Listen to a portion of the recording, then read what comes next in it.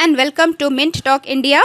हम सभी पढ़ रहे थे आपके क्लास 5th इंग्लिश की टेक्स्ट बुक मैरी गोल्ड का यूनिट नंबर 4 का लेसन माई एल्डर ब्रदर, और ये है पार्ट 2 वीडियो।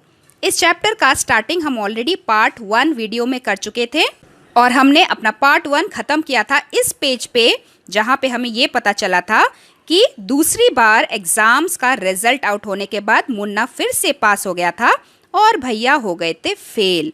तो चलिए अब आगे पढ़ते हैं। भैया वॉज रियली अपसेट। भैया सच में बहुत बहुत दुखी हो गए थे।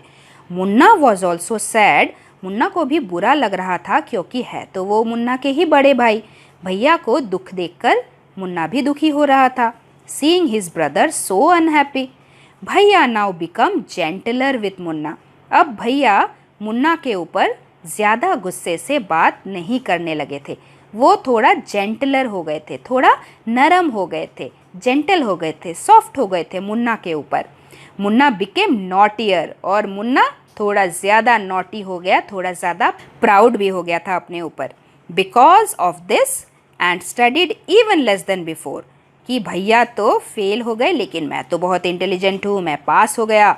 ये सोच सोच के मुन्ना और ज़्यादा नॉटी बन गया और पहले से भी कम पढ़ाई करने लगा। और इसी सीन में मुन्ना ने बोला, टॉकिंग अलाउड, ज़ोर से मुन्ना बोला, आहा आई एम लकी, मैं तो भाई बहुत लकी हूँ। आई कैन पास ईजीली, मैं तो बड़े आराम से पास हो जाता हूँ। I need not study so hard, मुझे तो दिन भर पढ़ाई करने की कोई ज़रूरत नहीं है। Now I can play games with my friends and fly kites, अब तो मैं आराम से अपने दोस्तों के साथ खेलूँगा और दिन भर पतंग उड़ाऊँगा। But I should be still careful, मुझे फिर भी थोड़ा केयरफुल रहना चाहिए, ध्यान रखना चाहिए। दैट भैया does not see me flying kites, कि भैया मुझे पतंग उड़ाते हुए देख ना ले। लेकिन एक दिन क्या हुआ, one day a kite is flying slowly downwards, जैसे बच्चे कटी हुई पतंग पकड़ने के लिए उसके पीछे पीछे भागते हैं, एक दिन मुन्ना भी उसके पीछे भाग रहा था। Munna started running in order to grab it, कटी हुई पतंग को पकड़ने के लिए, कि सडनली ही comes face to face with भैया। अचानक उसके सामने भैया आ गए और भैया ने उसे पकड़ लिया। भैया catching hold of Munna's hand, Munna का हाथ पकड़ते हुए भैया बोले, आरंट यू अशेम्ड, मतलब क्या तुम्हें शर्म नहीं आती, to be playing kites all day long, पूरे दिन भर खेलते ही रहने की, पूरे दिन भर पतंग उड़ाने की। डोंट यू रियलाइज, क्या तुम्हें ये समझ में नहीं आता, रियलाइज होने का मतलब अपने आप से ही समझ में नहीं आता, that now you are in 8th class, कि अब तुम 8th स्टैंडर्ड में आ गए हो, and are not studying in a lower class, और तुम अभी छोटी क्लास में नहीं पढ़ रहे हो। If you think that I am just 1 class ahead of you, अगर तुम ये सोचते हो कि मैं सिर्फ एक क्लास ऊपर हूँ तुमसे, यानी कि मैं सिर्फ 9th में हूँ, तुम 8th में आ गए हो और मैं तुमसे कुछ बोल नहीं सकता, तुम्हें डांट नहीं सकता, सो यू आर रॉन्ग, तो तुम ऐसा गलत सोच रहे हो। Because I am 5 years older than you, क्योंकि मैं भले ही तुमसे सिर्फ एक क्लास ऊपर हूँ लेकिन मैं 5 साल बड़ा हूँ तुमसे उम्र में। ओल्डर होने का मतलब उम्र में बड़ा होना, और भैया मुन्ना से 5 years बड़े थे। एंड विल ऑलवेज बी, और मैं हमेशा 5 साल बड़ा ही रहूँगा। हमारे बीच का एज डिफरेंस कभी कम नहीं होगा, भले ही तुम मुझसे एक क्लास छोटे हो लेकिन फिर भी मैं तुमसे 5 साल बड़ा हूँ, और तुम्हारी हर गलती पे मैं हमेशा तुम्हें डांटूंगा। फिर भैया ने मुन्ना को समझाया, understanding doesn't come only from reading books, कि हर चीज़ की समझ आना सिर्फ बुक्स पढ़ के ही नहीं आता। लुक एट माँ बाबा, हमारे मम्मी और पापा को ही देख लो। Maa has never gone to school, mummy तो कभी स्कूल गए ही नहीं। And Baba has only passed 5th class, और पापा सिर्फ 5वीं कक्षा तक ही पढ़े हैं।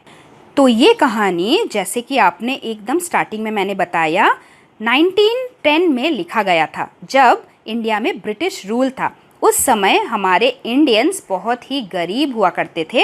हर किसी को स्कूल में जाने का मौका नहीं मिलता था क्योंकि सबके पास उतना पैसा होता ही नहीं था। इसीलिए भैया के और मुन्ना के जो पापा थे वो सिर्फ 5th स्टैंडर्ड तक ही पढ़े थे, उसके ज़्यादा वो पढ़ नहीं पाए।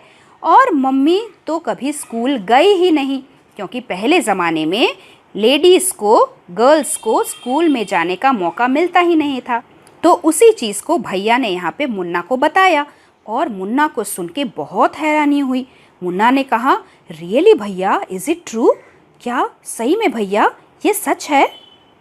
भैया ने कहा, यस, हाँ ये सच है, लेकिन फिर भी there are 1000 things that they know more than you और मी। लेकिन भले ही हमारी माँ कभी स्कूल नहीं गई हो और हमारे पापा सिर्फ 5th स्टैंडर्ड में पढ़े हो, और भले ही मैं 9th में पढ़ता हूँ, तुम अभी 8th में पढ़ रहे हो, हम हमारे पापा से ज़्यादा पढ़े लिखे हैं, लेकिन फिर भी वो हमसे 1000 थिंग्स ज़्यादा जानते हैं। हम जितना जानते हैं उससे बहुत बहुत सारी चीज़ें ज़्यादा जानते हैं।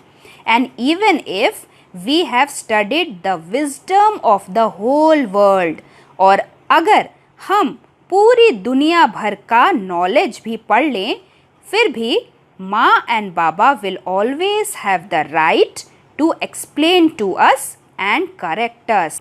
लेकिन फिर भी हमारी माँ और हमारे पापा का हमेशा ये राइट रहेगा, ये अधिकार रहेगा कि वो हमें हर चीज़ समझाए। एक्सप्लेन टू अस का मतलब हर चीज़ को समझाए और हम जो भी गलती करें उन्हें करेक्ट करें, क्योंकि दुनिया की हर चीज़ बुक्स में नहीं मिलती। फिर भैया ने एक एग्जाम्पल दिया, now what would you do if I were to fall sick today? अगर आज मैं बीमार पड़ जाऊं, if I were to fall sick, अगर मैं आज बीमार पड़ जाऊं तो तुम क्या करोगे? What would you do? Munna ने कहा, मुझे तो एग्जैक्टली नहीं पता, आई डोंट नो भैया, आई वुड टेल बाबा, मेरे ख्याल से मैं बाबा को बताऊंगा, फ़ोन करूंगा। And he would rush to the hostel, और वो दौड़ के हॉस्टल में चले आएंगे। भैया ने बोला, आहा, I had expected this answer only, मैंने यही सोचा था कि तुम यही आंसर दोगे। Now Baba would not get upset, सबसे पहले वो दुखी होते नहीं बैठेंगे।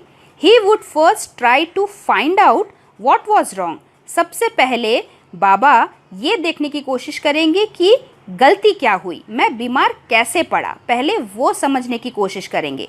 And then he would call a doctor, उसके बाद वो डॉक्टर को बुलाएंगे, डॉक्टर को लेके वो हॉस्टल में आएंगे।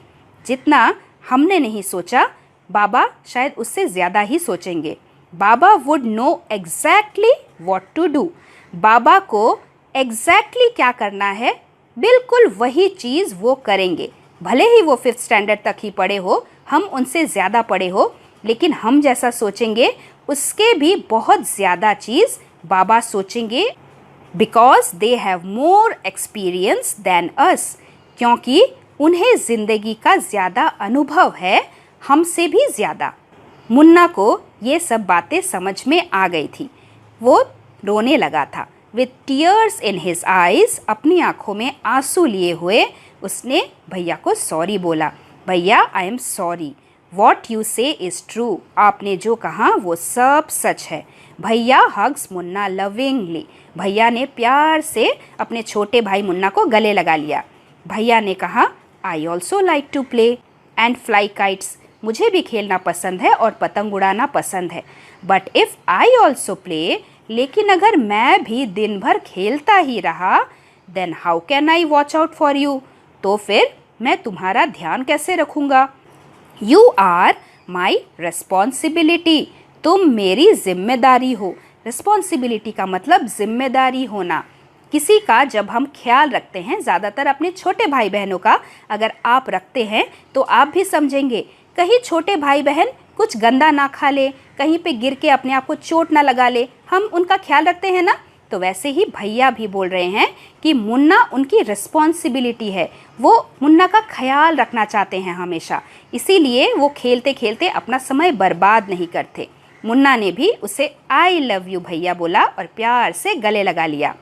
इस कहानी से हमें क्या सीखने को मिलता है? What is the moral of the story? What Munshi Premchand wanted to say through this lesson is that experience is as important as hard work. जैसे शायद कुछ बच्चों के पेरेंट्स या फिर ग्रैंड पेरेंट्स उतने एजुकेटेड नहीं होंगे, दे मे नॉट बी एजुकेटेड। पहले ज़माने में लोग हायर स्टडीज़ उतना नहीं कर पाते थे, इसीलिए आप में से बहुत सारे बच्चों के ग्रैंड पेरेंट्स ऐसे होंगे जो मे भी सिर्फ 10th स्टैंडर्ड तक ही पढ़े हों या फिर उससे कम पढ़े हों। Some grandparents may have studied only up to primary standard और some may not have even gone to school, yet they know much more than all of us. Do you agree or not? क्या आप मानते हो कि नहीं इस चीज़ को? आप सभी के ग्रैंड पेरेंट्स को आप लोगों से बहुत ज़्यादा पता है, आपसे बहुत ज़्यादा जानते हैं वो, isn't it not? सपोज़ किसी बच्चे को चोट लग जाए तो हमारे पेरेंट्स को, हमारे ग्रैंड पेरेंट्स को पता होता है कि चोट पे क्या लगाना चाहिए। घर में किसी को सर्दी खांसी हो जाए तो मम्मी को, दादी को पता होता है कि कौन सा होम रेमेडी यूज़ करना चाहिए, लेकिन उन्होंने क्या मेडिसिन्स की पढ़ाई की है? नहीं ना। So what do you think, उन्हें इतना सब कुछ कैसे पता? From where did they get this knowledge? It all came from experience. इतना सब नॉलेज एक्सपीरियंस से आता है। They have seen many things in life, they have experienced much more than us, और उससे, इस एक्सपीरियंस से उनको जो नॉलेज मिला है, that knowledge is as important as what we study in books, and that is what Munshi Premchand ji wanted us to understand, and that is the real moral of the story. So now let's read the new words one more time. Foundation मतलब कि solid base, schedule, यहाँ पे time table को schedule बोला गया है। essay का मतलब एक टॉपिक के ऊपर कुछ लिखना, composition on any subject. Idling यानी कि फालतू समय वेस्ट करना, without any purpose, sitting lazily. Mastered यानी कि gaining expertise on any subject, किसी चीज़ के बारे में पूरा नॉलेज हो जाना, स्किल्ड बन जाना। And that was the end of the chapter. Hope you have understood very well. The link for the other chapters and other parts of this video is given in the description box. अगर आपको फिर भी कोई question समझ में नहीं आया हो तो आप मुझे कमेंट बॉक्स में कमेंट कर सकते हैं. We will meet very soon with our next video. Till then, thank you very much and God bless you all. Thanks for watching and do like, share, subscribe our channel Mint Talk India for more upcoming videos.